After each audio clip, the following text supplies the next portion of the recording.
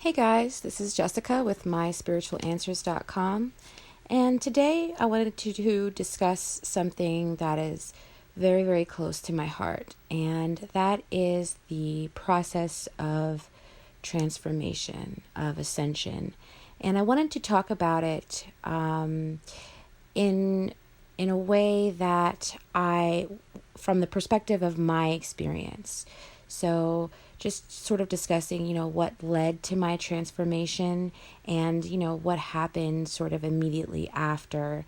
So it's just my insights. And my hope is that through my experience, it'll perhaps help you on your spiritual journey, because we all are all connected. And even though we are different expressions of the Creator, we share a common makeup. We share a common source.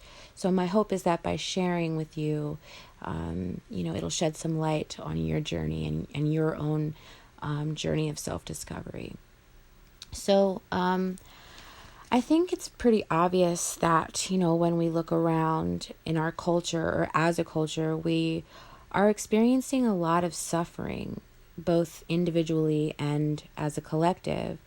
And I found that to be so very true for me. I became aware at a very young age that I was sensitive and I could sense and feel the energetic output of everything and everyone. And for me, it was a very innate sort of experience. And it was only when I became older that I realized that not everyone was experiencing this energetic sensitivity. So, throughout my life, having conversations with people, I was able to feel and sense what was happening with them energetically and internally.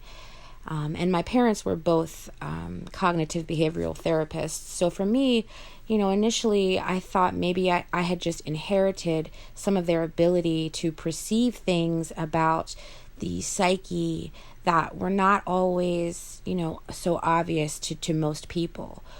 So for most of my life, every conversation I would have in my mind, I would be analyzing and tapping in to the energy systems of people, which was, at first it was very exciting for me because I was very good at it.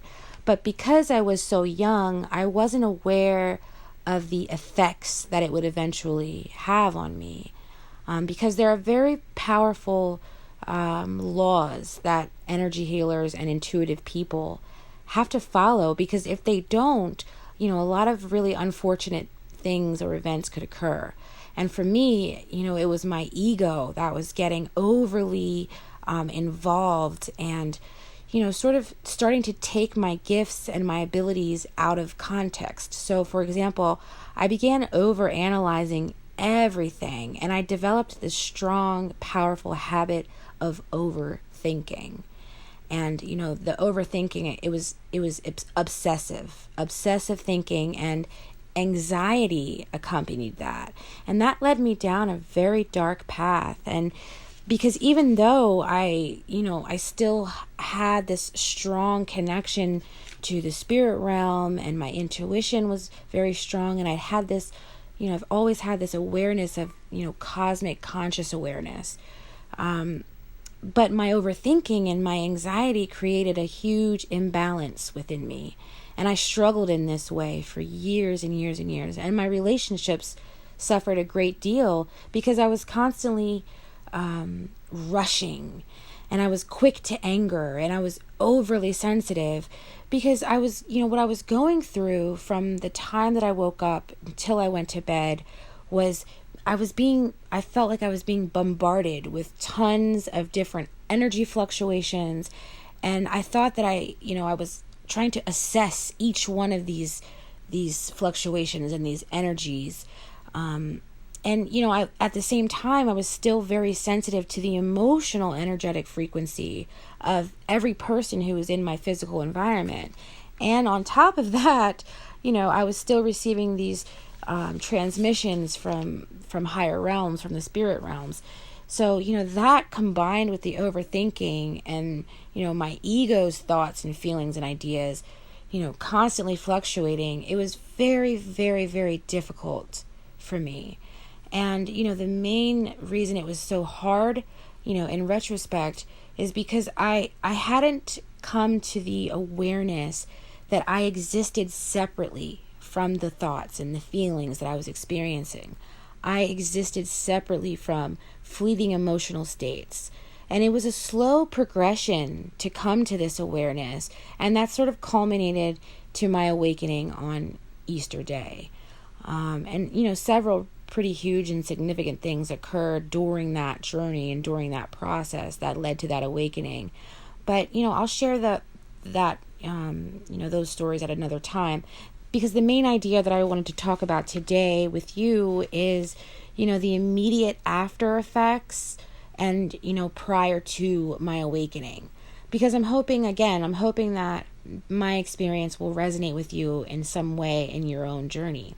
So immediately following that beautiful transcendental awakening on Easter, my level of consciousness ascended.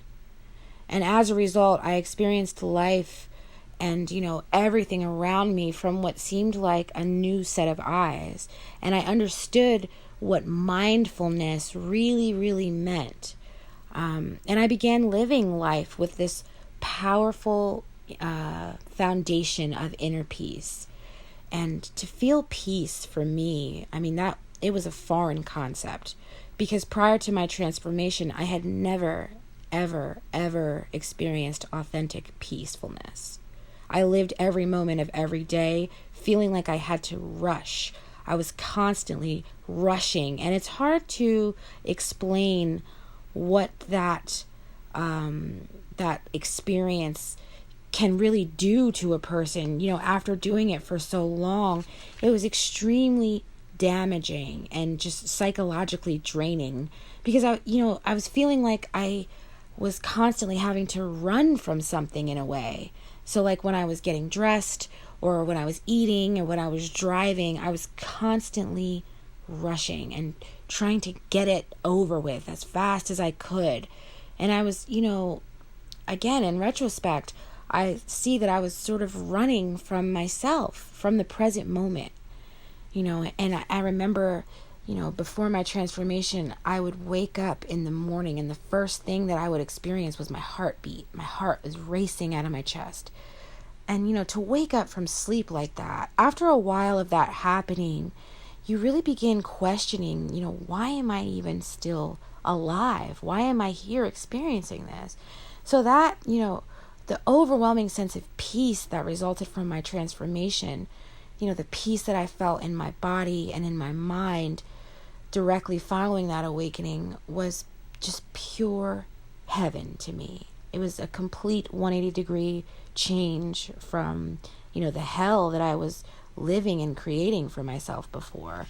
And, what I also discovered immediately following my transformation was that my abilities were so much clearer to me. And I almost felt that they increased, my tuition and my the energy work that I was able to do, and my communication with higher realms of consciousness was so much easier to understand and to develop and to work with. And I learned very quickly after my transformation ways to work with my mind's tendency to overthink and overanalyze. And I learned how to get my mind to sort of work with me. And I was just reading a lecture by Alan Watts where he talked about thinking and the mind. And he, described it as being an excellent servant, but a terrible master. And that is how I was living my life prior to my awakening. I was the slave of my mind who was absolutely out of control. And since my transformation, that foundational, solid inner peace has never, ever left my awareness. Now, there are times when I have to consciously expand that peaceful awareness inside of myself and come back to it. So mindfulness is just what I call returning to that peace that is inside of myself. And I can summon that peaceful energy of mindfulness very easily now. And I use conscious breathing. Taking conscious in and out breaths brings me back to the present moment in mindfulness. And in Zen Buddhism, freedom is considered the greatest of all virtues. And it's even more highly regarded than happiness, because authentic freedom comes from our ability to come back into the present moment, where we can reconnect the mind and the body and return to the beauty and the magnificence and the awareness of that kingdom that is within each of us.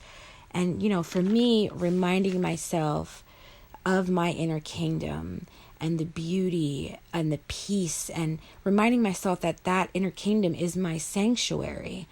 It gives me the energy that I need to keep that kingdom safe and peaceful and beautiful, So just that awareness of the existence of my inner kingdom gives me the energy I need to take the actions necessary for the maintenance of that sanctuary, of that kingdom. And for me, I found that hiking, I hike every morning, which to me is such a healing way to connect with our earth. And I'm blessed to live in a beautiful, beautiful area of Arizona, so the trail that I hike is absolutely stunning for me, and I connect with the mountains that I see, and I'm so close to them when I walk to them, and I feel a closeness and connections to these mountains. They're almost like a grandfather to me, and it's really a beautiful, beautiful relationship. And also writing. For me, writing is such a healing experience for me. And also sharing with you guys, and building this collective with you guys is very, very healing, and it gives me the balance to experience overall well-being. And when I'm able to feel that well-being in myself, I can be free, and I can be free in the present moment and able to help. So with my clients, especially, in my Reiki sessions, prior to working with the energies, I always bring myself back to the present moment. And from there, I can easily and clearly work with the energies. And Buddhism proposes that we are only available to assist and to help others with the suffering and, the suffering in the world that we see when we are free.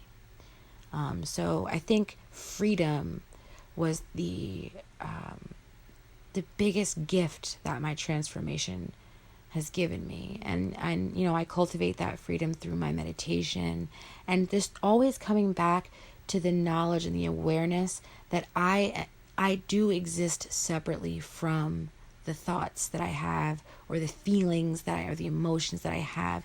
I can connect with that inner, eternal consciousness. And for me, that's a feeling of peace and power and freedom. So I hope, that in that, story, I was able to explain it in a way that can resonate with you and can help you to shed some light on your journey and your path, because that is my hope, always. And if you wanted to reach me or work together, I do Reiki sessions and one-on-one spiritual counseling. You can reach me on my website, www.myspiritualanswers.com. And, on there I also have a blog. There's a lot of really cool information about the transformational process and Ascension and things of that nature. So please feel free to check it out. And thank you so much, you guys. Talk to you soon. Bye.